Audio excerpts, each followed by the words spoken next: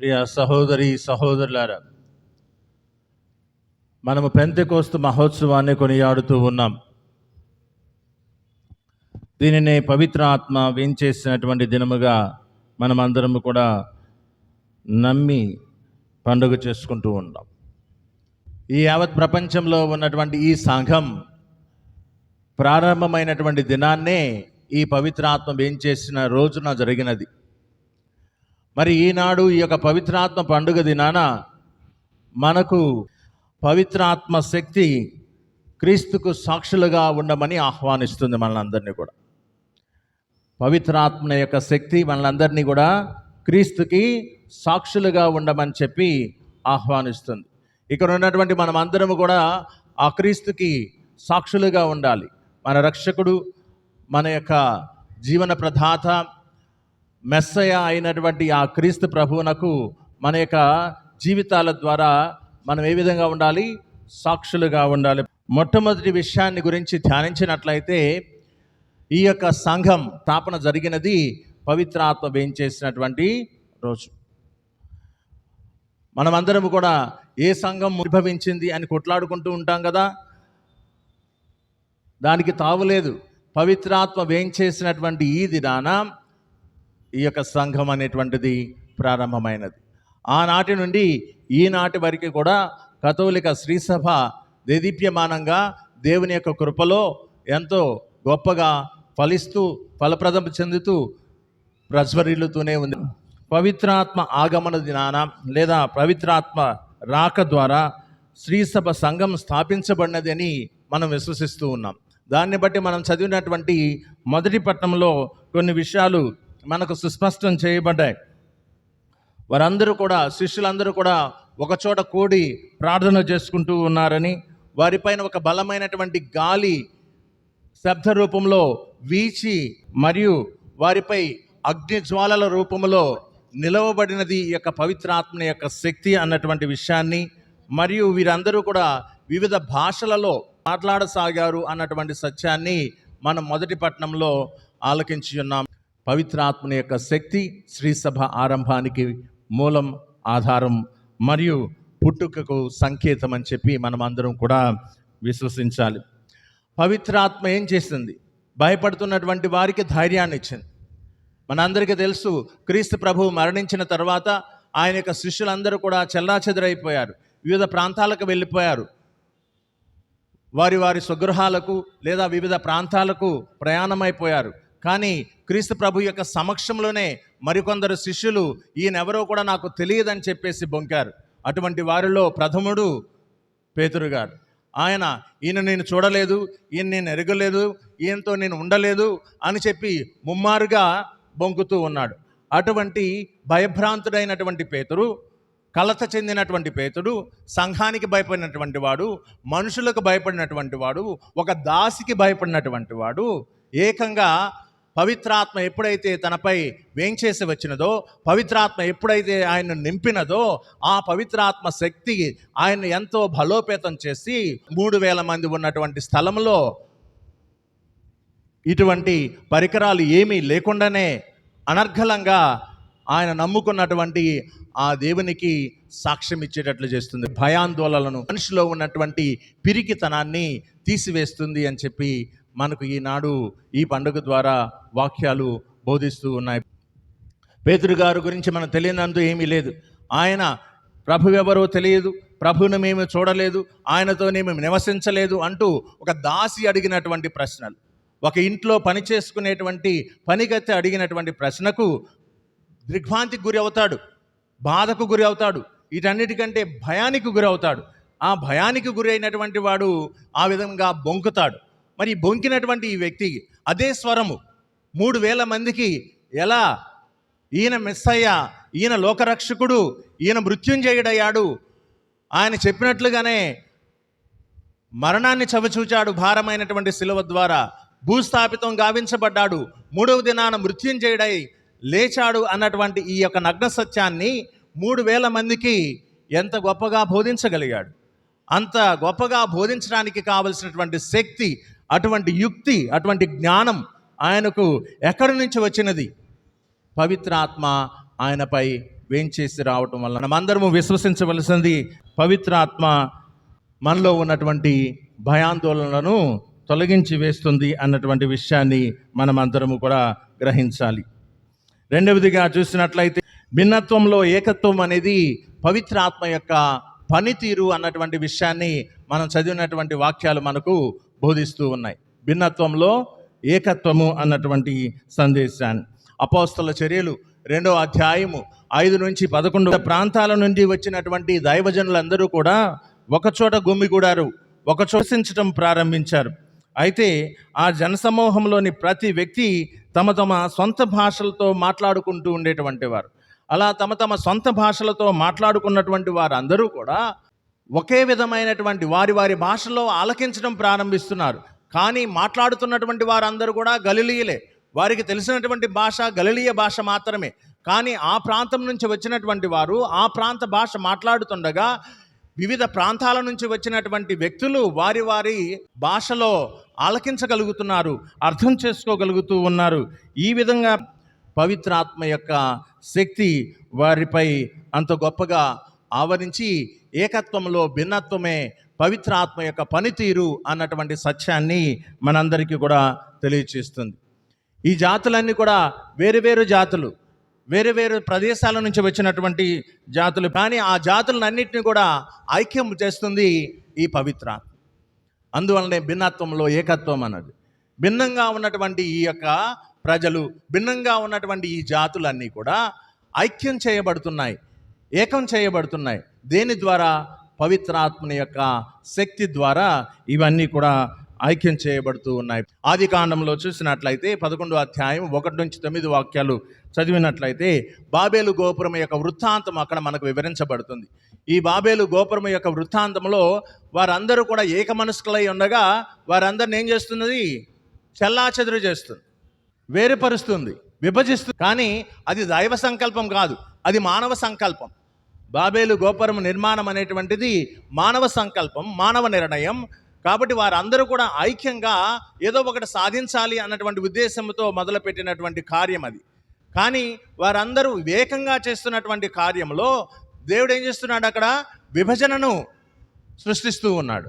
కానీ పవిత్రాత్మ ఏం చేస్తుంది? విభజనకు గురైనటువంటి వారందరినీ కూడా ఏకం చేస్తుంది. అదే భిన్నత్వంలో ఉన్నటువంటి ఏకత్వం, అదే పవిత్రాత్మ యొక్క పనితీరు. కుటుంబాలలో విభజన ఉంటుంది, సంఘాలలో విభజన ఉంటుంది, విచారణలో విభజన ఉంటుంది. వీటన్నిటిలో ఉన్నటువంటి వ్యత్యాసాలను తొలగించడానికి మనము పవిత్రాత్మ యొక్క శక్తిపై ఆధారపడాలని ఈనాటి వాక్యాలు మనందరికీ కూడా సూచనలిస్తూ ఉన్నాయి.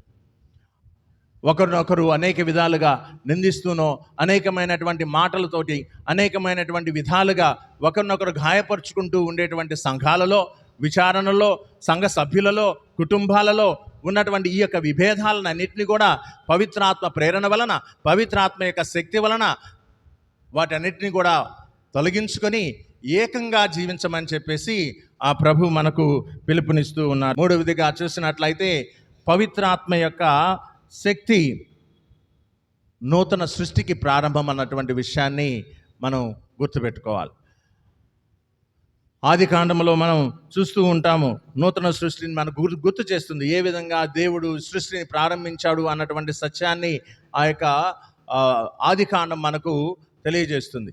కానీ యోహాను రాసినటువంటి సువిశేషము 20వ అధ్యాయము 22వ వాక్యంలో చూసినట్లయితే ఆయన వారి మీద శ్వాస ఊది పవిత్రాత్మన పొందుడు అని పలికెను. ఈనాడు మనం చదివినటువంటి సువిశేషంలో పవిత్రాత్మను పొందినప్పుడు నీలో అనేకమైనటువంటి మార్పులు సంభవింపచేస్తుంది. నీలో ఉన్నటువంటి పిరికితనాన్ని పోగొడుతుంది, నీలో ఉన్నటువంటి అవిశ్వాసాన్ని పోగొడుతుంది, నీలో ఉన్నటువంటి భయాన్ని పోగొడుతుంది. ఈ విధంగా ఏదైతే నిన్ను దేవునికి దూరం చేస్తుందో వాటినన్నిటిని కూడా పోగొట్టి నీలో ఒక నూతన స్వభావాన్ని తీసుకొస్తుంది. నీలో ఉన్నటువంటి పూర్వ స్వభావాన్ని నీ నుంచి తొలగించి నీకు ఒక నూతన స్వభావాన్ని ఆ పవిత్రాత్మ శక్తి మనకు ప్రసాదిస్తా. పవిత్రాత్మను నమ్ముకొని, పవిత్రాత్మను మనపై వేంచేసేటట్లుగా మనం ప్రార్థించుకొని పవిత్రాత్మను పొందుకుంటున్నట్లయితే మనలో ఉన్నటువంటి యొక్క పాత స్వభావం అనేటువంటిది తొలగిపోయి నూతన స్వభావం అనేటువంటిది మనకు వస్తుంది. మనందరికీ కూడా నూతన స్వభావం అవసరం.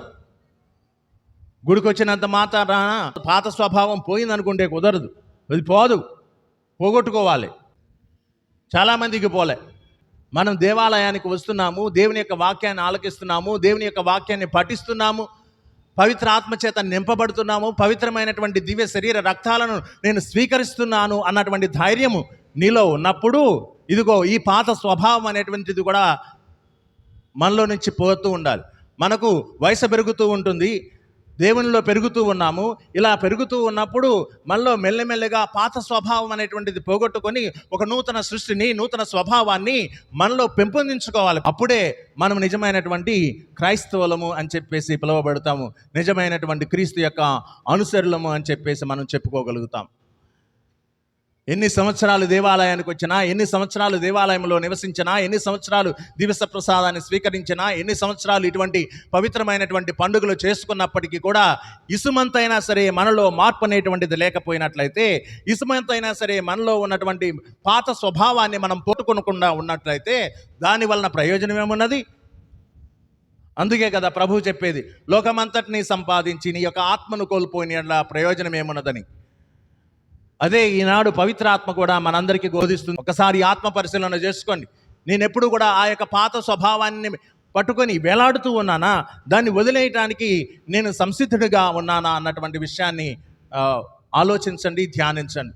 పాత స్వభావం ఒకరిని ఎప్పుడు నిందించడము, ఒకరిపై ఎప్పుడు పితరులు చెప్పుకోవడము, ఒకరిపై ఎప్పుడు ద్వేషభావం కలిగి ఉండటము, ఈర్షాద్వేషాలు కలిగి ఉండటము, ఇవన్నీ కూడా దీనివల్ల ప్రయోజనం ఏమున్నది? నరకానికే పోతాం. దీనివల్ల ప్రయోజనం ఏమీ లేదు, తప్పనిసరిగా నరకానికే పోతాం.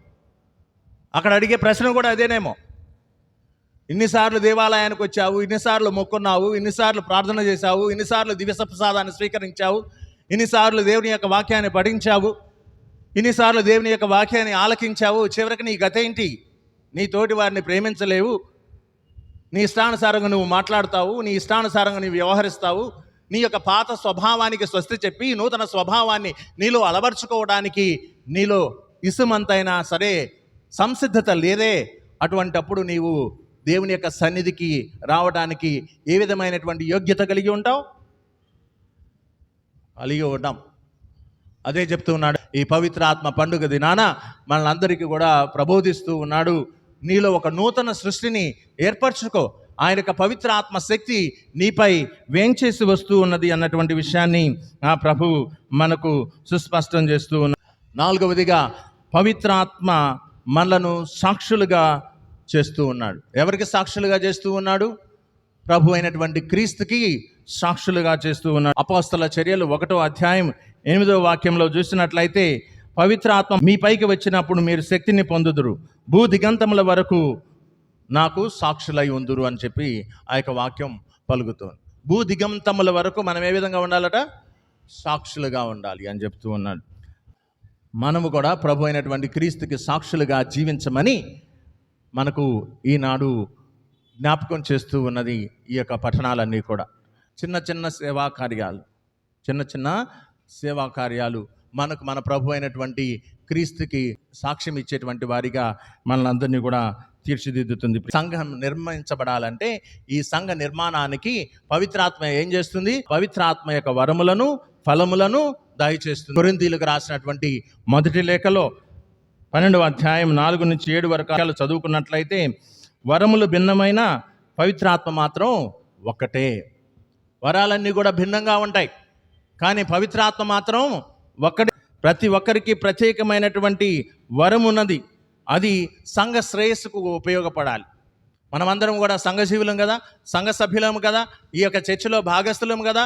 మనం చేసేటువంటి ప్రతి కార్యము కూడా సంఘానికి కొద్దికైనా సరే ఉపయోగకరంగా ఉండాలి. సంఘం యొక్క శ్రేయస్సు కోసం మనం శ్రమించాలి అన్నటువంటి విషయాన్ని తెలియజేస్తుంది. పవిత్రాత్మ మనందరికీ కూడా వరాలను ఇస్తుందట. పవిత్రాత్మ మనందరికీ కూడా వరఫలాలను ఇస్తుంది. ఆ వరఫలాలు అనేటువంటివి తప్పనిసరిగా ఈ యొక్క సంఘ నిర్మాణానికి, సంఘాన్ని బలోపేతం చేయడానికి ఉపయోగపడాలి. వరాలు అనేటువంటివి భిన్నమైనా సరే పవిత్రాత్మ మాత్రం ఒక్కటే. ఆ ఒక్క పవిత్రాత్మ మనల్ని అందరినీ కూడా ఐక్యం చేస్తూ ఉంటుంది. అది మనం విశ్వసిస్తూ మన యొక్క జీవితాలను ముందుకు సాగించుకుంటూ సంఘాన్ని నిర్మించుకుంటూ ఉండాలి. ప్రిగా ఈ పవిత్రాత్మ శాంతిని, సమాధానమును, క్షమాపణను వసుకుతుంది మనకు అన్నటువంటి విషయాన్ని మనం విశ్వసించాలి. ఏమిస్తుంది మనకు? శాంతిని, సమాధానమును మరియు క్షమాపణను ప్రసాదిస్తుంది అని యోహాను సువిశేషము 20వ అధ్యాయము 23వ వాక్యంలో విదితం చేయబడుతూ ఉన్నది. మీరు ఎవరి పాపములన్నీ క్షమిస్తారో అవి క్షమింపబడతాయి, ఎవరి పాపములైతే మీరు క్షమింపరో అవి క్షమింపబడవని తన యొక్క శిష్యులకు ప్రభువు చెప్పినటువంటి మాటలను అక్కడ మనకు తెలియపరుస్తూ ఉన్నాడు. ఆ యొక్క మాటల ద్వారా ఏం చెప్తూ ఉన్నాడు? నీకు శాంతిని ప్రసాదిస్తాను, నీకు క్షమాపణను ప్రసాదిస్తాను, నీకు సమాధానాన్ని వసుగుతాను, కానీ నీవు నీ యొక్క పాపముల నుండి విముక్తిని పొందుకోమని చెప్పేసి, పాప క్షమాపణను పొందమని చెప్పి ఆ ప్రభు మనలను ఆహ్వానిస్తున్నాడు. ఈ పవిత్ర ఆత్మ వేంచేసినటువంటి దినాన ఈ యొక్క దేవాలయాన్ని స్థాపించి ఉన్నాడు. మనలో ఉన్నటువంటి అశాంతిని తొలగించి మనకు శాంతిని, సమాధానాన్ని, క్షమాపణిస్తూ ఉన్నాడు. మనలో ఉన్నటువంటి అభయాన్ని తొలగించి మనకు ధైర్యాన్ని ఇస్తూ ఉన్నాడు. మన ఈ యొక్క సంఘాన్ని బలోపేతం చేస్తూ మన యొక్క దేవుడిచ్చినటువంటి వరములను, వరఫలాలను ఈ యొక్క సంఘ శ్రేయస్సు కోసం వినియోగించుకోమంటున్నాడు. మనలో ఉన్నటువంటి పాత స్వభావాన్ని తొలగించి ఒక నూతన స్వభావాన్ని అలవర్చుకోమని చెప్పేసి పవిత్రాత్మ దేవుడు ఈ యొక్క పవిత్రాత్మ పండుగ సందర్భంగా తన దివ్యమైనటువంటి వాక్యములను మనకు వినిపిస్తూ ఉన్నాడు. తదనుగుణంగా జీవించడానికి కావలసినటువంటి శక్తిని, అనుగ్రహాన్ని, దీవెనను, కృపను మనందరిపై కుమ్మరించమని ఆ పవిత్రాత్మ దేవుణ్ణి ప్రత్యేకంగా ప్రార్థిస్తూ ఇక దివ్య పూజాబలిని కొనసాగించుకుందాం.